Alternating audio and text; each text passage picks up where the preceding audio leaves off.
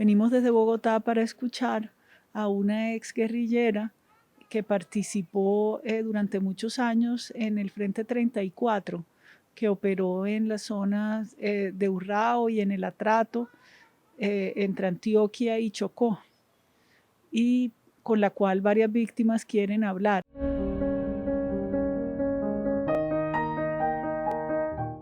Esto es parte de una serie de versiones voluntarias que estamos haciendo con Mandos Medios, en buena parte a solicitud de las víctimas que tienen preguntas sobre hechos concretos.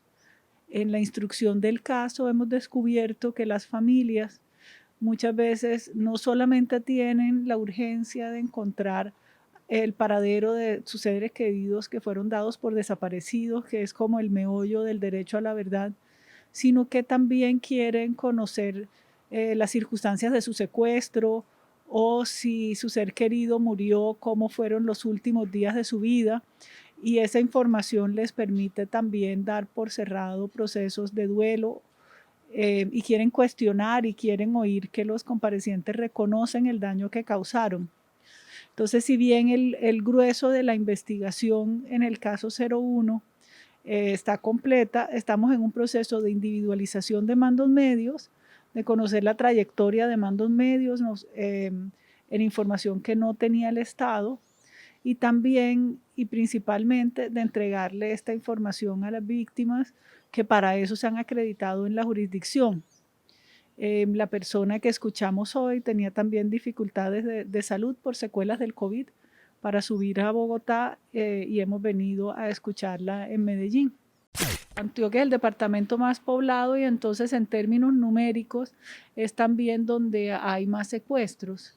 Si bien uno puede decir que hay otras partes del país que al estar muy escasamente poblados, de manera proporcional o por 100.000 habitantes el impacto es mayor, en términos numéricos absolutos, Antioquia es el departamento más afectado por secuestros de FARC e igualmente los otros delitos. Es un cruce de caminos, es muy variado, muy extenso. Ustedes saben más que yo, es como un pequeño Colombia. Y fuera de Medellín tiene regiones muy olvidadas de la mano del Estado, donde además han estado presentes todos los actores armados y también muy ricas. Diferentes tipos de riqueza, de agricultura, de minería. Los territorios en disputa además tienen una afectación particular de los actores armados y de las FARC, que no es solamente el secuestro extorsivo por dinero, sino es el secuestro que es como parte del conflicto con los otros actores y es porque sospechan que los pobladores son enemigos. Entonces también por eso, por ese tipo de control territorial. Y también hay muchos secuestros de ese tipo. Y por supuesto el secuestro de Guillermo Gaviria y Gilberto Echeverry para canjear por guerrilleros presos que tanto afectó a esta región.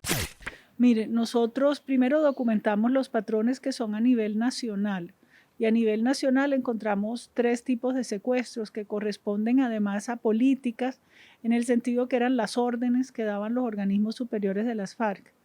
El que la gente se representa con más facilidad y que es una política que la FARC adoptó de una manera expresa era privar de la libertad a los civiles para pedirles a cambio de su libertad dinero. Y en muchos sitios era parte de lo que la Fiscalía llama el continuo de extorsión, o sea que es la vacuna y después de la vacuna sigue el secuestro de maneras de quitarle dinero a la población civil para financiar a la organización armada. Y este se intensifica en los años 90 porque la guerrilla cambia su modo de operar y decide que lo que va a hacer es multiplicarse y crecer para poder rodear Bogotá y tomarse Bogotá. Para eso necesita mucho dinero y en parte el dinero, deciden en los 90, va a salir de las privaciones de la libertad de las personas civiles, de lo que normalmente llamamos un secuestro.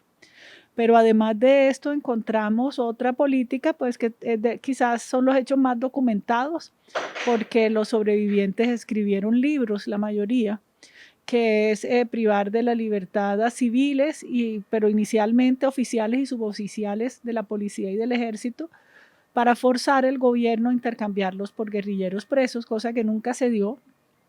El gobierno dijo insistentemente que eso no iba a pasar. pero igual tuvieron ahí un grupo de secuestrados. Y por último, la otra modalidad de privaciones de la libertad que encontramos, muchas fueron tipificadas como secuestro simple porque no se le pedía a las familias plata ni cosas a cambio de la libertad. Pero corresponden al control que tenían la guerrilla sobre el territorio. Y ahí encontramos como 3 patrones dentro de este control. Una, las privaciones de la libertad a las personas por sospecha de que eran colaboradores del enemigo. Entonces se les privaba de la libertad, a veces se les interrogaba y después se les liberaba y a veces los mataban. Y la mayor parte de las veces que los mataban los desaparecían en el sentido que se ocultaba el paradero de la víctima. Y ahí tenemos muchos malos tratos reportados en torno a estos interrogatorios. También otra modalidad de control territorial estaba dirigido a los funcionarios públicos.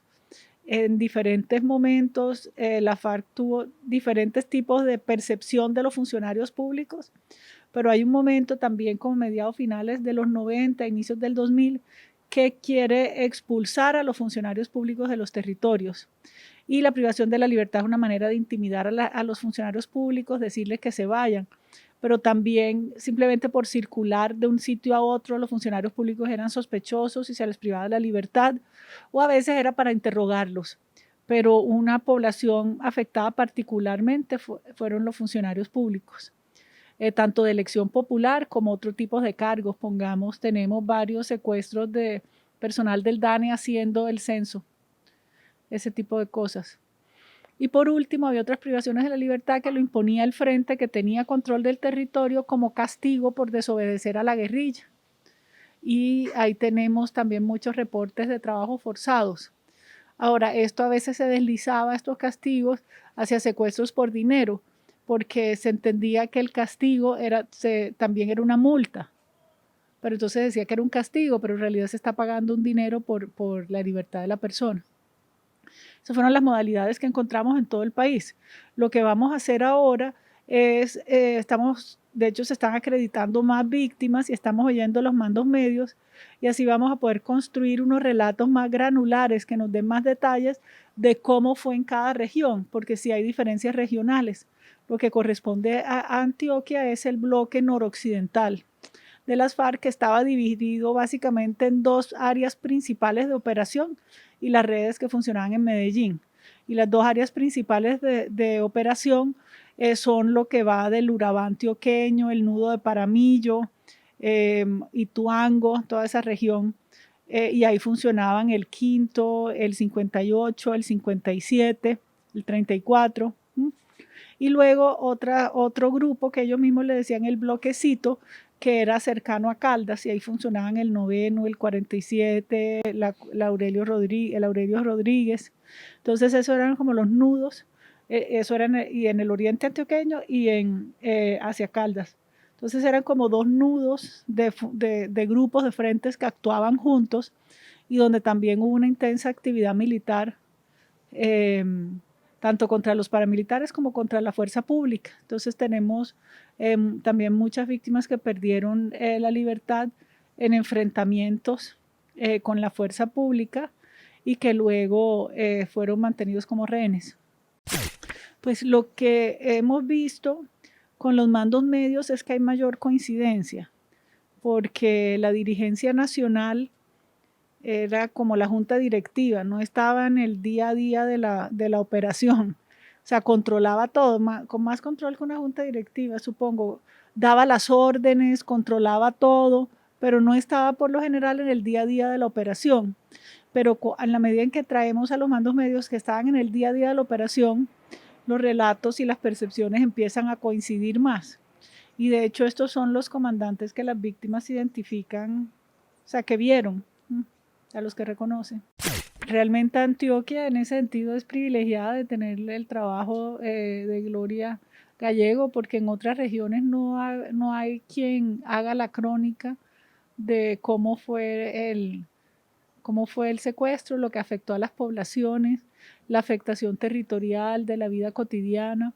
Hemos tenido dificultades para encontrar ese tipo de estudios académicos, un gran vacío, diría yo, es que sabemos que en buena parte la guerra sucedió en el Meta, en el Caquetá, sí, en la Orinoquía, y ahí hay muy poco trabajo y muy poca documentación y reflexión sobre qué fue lo que pasó.